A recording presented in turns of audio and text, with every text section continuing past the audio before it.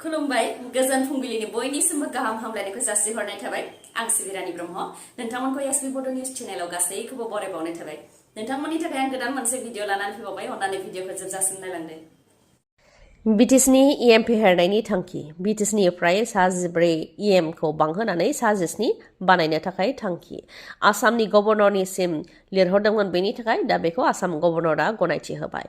बिटिसिनि एक्जिकिउटिभ मेम्बारखौ बांहोनो थाखाय गनायथि होबाय गोदानै इएम बिबान मोननायफोरनि मादाव 30 नं गरेस्वरनि एमसिएलए महेश्वर बसुमतारी बिथांनो इएमनि बिबान होनाय जाबाय 27 नं नाग्रिजुलि नन एसटि बियाबनि एमसिएलए लक्ष्मी दास बिथांनो इएम होनाय जाबाय आरो सोरखारजों सायख'जानाय बा गभर्नमेन्ट नमिनेटेड कामेश्वर रयनो इएमनि बिबान होनाय जाबाय बिटिसिआव दा सा 17 इएम जाबाय गोदानै इएम बिबान मोननो हानाय कामेश्वर रय बिथाङा साबायखर जासियो बिटिसिनि गाहाय हाग्रामा महिलारीजों लोगोसे आसामनि गिबि मन्थ्रि डक्टर हेमन्त बिश्व शर्मा आरो आसाम केबिनेट मन्थ्रि जयन्त मल्ला बर'आ बिथांनिसिम साबायखरखौ जासियो राजबंशीफोरा नासयजानाय बायदि मोननानै दंमोन नाथाय बिटिसि बिसायख'थिनि सिगां हाग्रामा महिलारीया जेरैबायदि रादाय होदोंमोन बेबायदि खोथाखौ लाखिनानै आंनो राजबंशीनिफ्राय इएमनि बिबानखौ होबाय होननानै गावनि गोजोननायखौ फोरमायथियो बिथाङा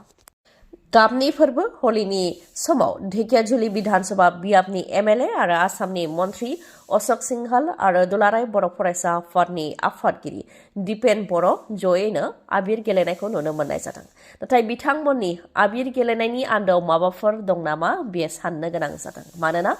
गेदेर राजखान्थिनि दैदेनगिरिया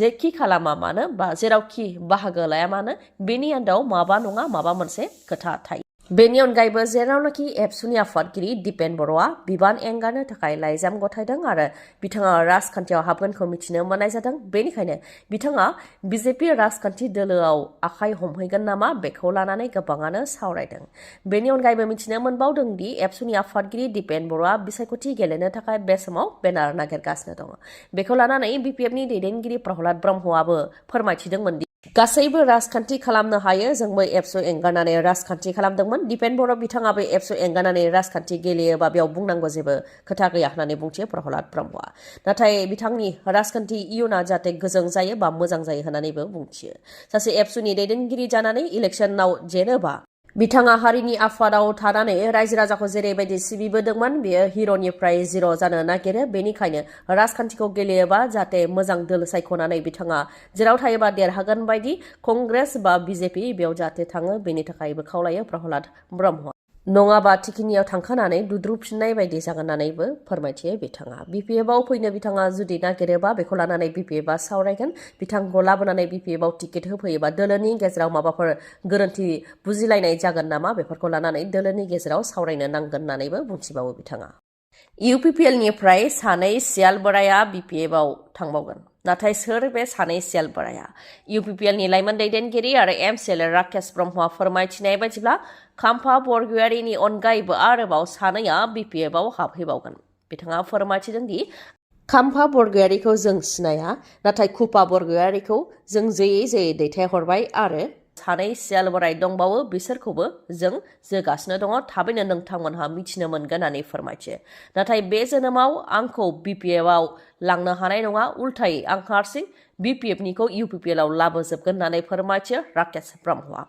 नाथाय सोर सानै बेखौ रोखायै फोरमायाखै राकेश ब्रह्मआ अब्लाबो UPPLनि एमसिएलए एमपिफोरा बिपिएफआव फैनो थाखाय सावरायगासिनो दं होननानै बिपिएफनिफ्राय फोरमायथिदोंमोन थांनाय साननैसो सिगाङाव फोरमायथिनो गोनांदि UPPL दोलोआ चलो बिटिसि पाल्टाय चाचा चाची बाड़ी जाय स्लगानजों मुस्लिमफोरनि न' हाबनाय हाबाफारि लादों सेन्ट्रेल लाइमोन गांखं आरो माइनरिटि सेलआ जथायै गसाइगावनिफ्राय माजबातसिम चलो बिटिसि पाल्टाय चाचा चाची बाड़ी जाय बे हाबाफारिखौ लादों जेराव मुस्लिमफोरनि न' हाबनानै भट बिदों UPPL दोलोनि लाइमोन दैदेनगिरि राकेश ब्रह्मआ बिथाङा फोरमायथिदों दि थांनाय बिटिसि बिसायख'थियाव मुस्लिमनि 80% भटखौ हाग्रामा महिलारीया मोनदों जाय फ्राय 4,50,000 भट होनानै बुंथियो आदिबासि आरो मुस्लिमफोरखौ रैखाथि होनायनि खोथा होदोंमोन हाग्रामा महिलारीया नाथाय रैखाथि होआखै बिटिसिआव गोजोन गैयै थासारि सोमजिदों जुदि UPPLआ मुस्लिम आरो आदिबासिफोरनिफ्राय 2 लाख भट मोनोब्लाबो हाग्रामा महिलारीया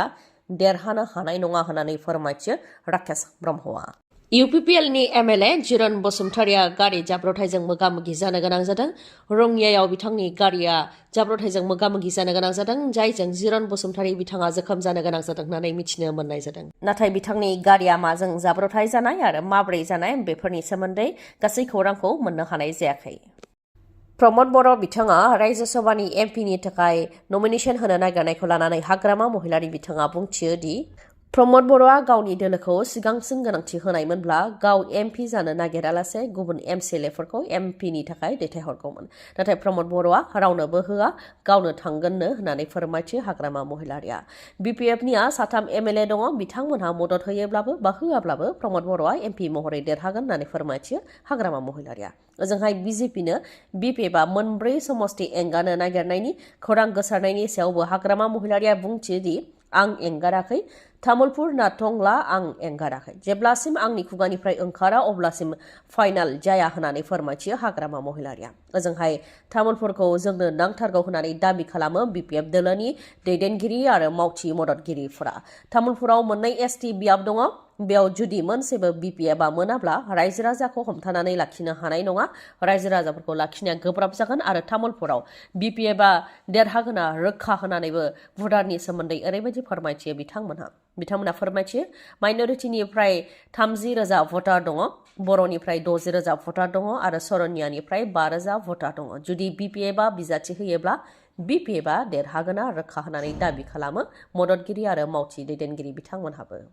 हलि फोरबोआव गासै भारतजों लोगोसे जोंनि आसामावबो रंजा बाजा थासारि आबिर गेलेनानै मैयानि गोथार सानखौ फालिदों रायजो राजाफ्रा। थांनाय 3 मार्चआवनो अदेबानि मंगलबार सानखालिनो हलि फोरबोआ जागायजेनदोंमोन, नाथाय थांनाय 3 मार्च खालि सूर्य ग्रहण जानायनि थाखाय आबिर गेलेनाया खम जादोंमोन। नाथाय नैथि सान मैयानि सानाव गोबां सुबुंफ्रानो ओंखारनानै आबिर खेलाखौ गेलेदों आरो सासेया गुबुन सासेनि सायाव आबिर फोननानै रंजादों। सरासनस्रा रायजो राजाफोरनि अनगायै राजखान्थिनि दैदेनगिरिफ्राबो मैयानि सानाव गोजा गोथां गोमो आबिरनि गाबजों रंजानायखौ नुनो मोननाय जादों।